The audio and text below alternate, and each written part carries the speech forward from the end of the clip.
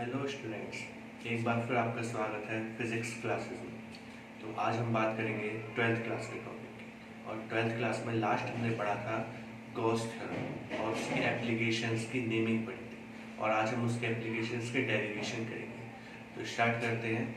पहली एप्लीकेशन हमने आपको बताई थी, field due to an infinitely long charge wire. Infinitely मतलब इनफाइनाइट है, इनफाइनाइट मतलब अनंत, मतलब लॉन्ग वायर जा रहा है, उसकी लेंथ कितनी भी हो सकती है। तो उसके चारों तरफ कवरिंग जो होती है वायर के, वो कैसी होती है? सिलेंड्रिकल। तो ये सिलेंड्रिकल कवरिंग कर दी हमने एक चार्ज वायर के थ्रू। तो इस चार्ज वायर में जो इलेक्ट्रिक फील्ड होगा वो आउटवर्ड्स निकलेगा, क्योंकि इस पर हमने कौन सा चार्ज माना है? Positive charge. तो आउटवर्ड्स इलेक्ट्रिक फील्ड निकल रहा है। और यहाँ पर अगर देखा जाए तो स्मॉल सरफेस अगर इस पर निकाला जाए तो इलेक्ट्रिक फील्ड के अलोंग निकलेगा ये सरफेस, यानी बाहर की तरफ निकल जाएगा। और इसके इस एंड पर निकाला जाए तो ये एरिया इस तरीके से निकलेगा। लेकिन इलेक्ट्रिक फील्ड ऐसे जा रहा है तो कितने डिग्री का एंगल बनेगा? 90 डिग्री का। और अगर इधर भी देखा जाए तो ये वाला सरफेस भी परपेंडिकुलर निकलेगा इलेक्ट्रिक फील्ड से। तो आपको ये पता चल गया कि यहाँ पर तीन सरफेस हमने कंसीडर कर लिए, S1, S2 and S3। S1 जो है वो अलोंग द इलेक्ट्रिक फील्ड है, और S2 और S3 जो है वो परपेंडिकुलर है इलेक्ट्रिक फील्ड के साथ। तो बात करते हैं यहाँ पर, here three surfaces, DS1 parallel है इलेक्ट्रिक फील्ड के, DS2 परपेंडिकुलर है, DS3 परपेंडिकुलर। तो यहाँ पर तीन सरफेसेस आपको दिखा दिए, परपेंडिकुलर, परपेंडिकुलर एंड पैरेलल, यानी along the line. Total flux अगर यहाँ निकाला जाए तो पूरे सारे सरफेसेस का टोटल फ्लक्स हम फाइंड आउट करेंगे। तो total surface E vector dot ds vector. तो टोटल सरफेस निकालेंगे पहले सरफेस के लिए, तो S1 ले लिया, E vector dot ds vector. यहाँ से क्लोज सरफेस हट गया, क्योंकि हम एक सिंगल सरफेस की बात कर रहे हैं, यहाँ पर पूरी तरीके से कंप्लीट की बात नहीं कर रहे, ओनली अलग सरफेस की बात कर रहे हैं। तो क्लोज सरफेस यहाँ से फिनिश हो गया।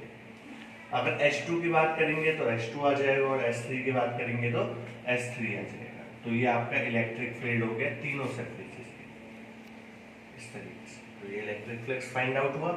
अगर S1 को देखें तो वो अलोंग द लाइन है, तो डॉट प्रोडक्ट को हटाएंगे, cos थीटा आ जाएगा, लेकिन अलोंग द लाइन के लिए 0 डिग्री आता है, यानी पैरेलल जाता है।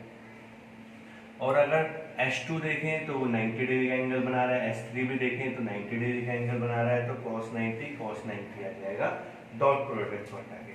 cos 90 की वैल्यू 0 होती है तो दोनों की जगह 0 आ गया, और cos 0 की वैल्यू 1 होती है तो 1 लेने के लिए हम 1 से मल्टीप्लाई करेंगे, सेम आएगा। तो ये आ गया, E बाहर आ गया, और S1 के साथ DS1 का इंटीग्रेशन। अगर DS1 का इंटीग्रेशन करेंगे तो जो सिलेंडर है उसका जो सरफेस एरिया होता है वो कितना होता है? 2πRL। तो यहाँ पर DS1 की वैल्यू होगी 2πRL, क्योंकि ऐसे कंप्लीट एरिया इस पूरे का निकलेगा, क्योंकि DS मतलब स्मॉल सरफेस, लेकिन उसका अगर इंटीग्रेशन कर दिया जाए तो कंप्लीट एरिया निकलता है। यहाँ पर charge enclose by Gaussian surface, जैसे स्मॉल सरफेस ऐसे गॉसियन सरफेस कहते हैं, क्योंकि इससे गॉस थ्योरम हमारी प्रूफ होती है। तो गॉसियन सरफेस पर जो चार्ज है वो कितना हो जाएगा? Q equals to lambda L, क्योंकि सरफेस आपने किया होगा कॉन्टिन्यूअस चार्ज डिस्ट्रीब्यूशन में सरफेस चार्ज डिस्ट्रीब्यूशन। तो सरफेस चार्ज डिस्ट्रीब्यूशन में Q बराबर होता है लैम्डा L।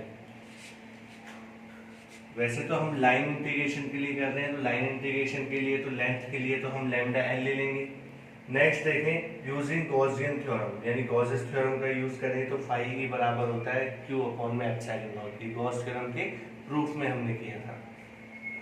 तो E ये आपका, ये भी फाई E की वैल्यू है और ये भी फाई E की वैल्यू है, दोनों को हमने कंपेयर कर दिया। तो E इंटू में 2πRL इक्वल हो जाएगा Q अपॉन में एप्सिलॉन नॉट। Q की वैल्यू हमने लैम्डा L रख दी, 2πRL डिवाइड में चला गया, E इक्वल्स टू हो गया लैम्डा L अपॉन में 2π एप्सिलॉन नॉट RL। L से L कैंसिल हो गया, तो E इक्वल्स टू आ गया lambda upon 2π epsilon not R। तो ये आपकी फर्स्ट एप्लीकेशन है गॉस थ्योरम की। नेक्स्ट हम देखते हैं, और नेक्स्ट में देखेंगे दूसरी एप्लीकेशन, इनफाइनाइट प्लेन शीट। यानी ये इनफाइनाइट प्लेन शीट है आपकी, यानी कितनी भी लेंथ तक ये जा सकती है। इसमें अगर देखा जाए तो इलेक्ट्रिक फील्ड इधर की तरफ से तो जा रहा है परपेंडिकुलर इस शीट की, और अगर इलेक्ट्रिक फील्ड इसमें देखा जाए तो ये जा रहा है इसके पैरेलल। अगर इस तरीके से यहाँ पे आप निकालोगे किसी भी सरफेस को तो ये इसके पैरेलल जाएगा इलेक्ट्रिक फील्ड की, लेकिन अगर इधर से निकालोगे इलेक्ट्रिक फील्ड को तो ये परपेंडिकुलर जाएगा। तो परपेंडिकुलर वाला तो कैंसिल हो जाएगा, तो सिर्फ हमारा बचेगा कौन सा, पैरेलल वाला। लेकिन पैरेलल वाला भी दो बार बच रहा है, तो एक तो इलेक्ट्रिक ये फ्लक्स हो जाएगा ये वाला, और एक इलेक्ट्रिक फ्लक्स हो जाएगा ये वाला। दोनों को हम टोटल निकालना चाहते तो क्या कर देंगे, एड अप कर देंगे।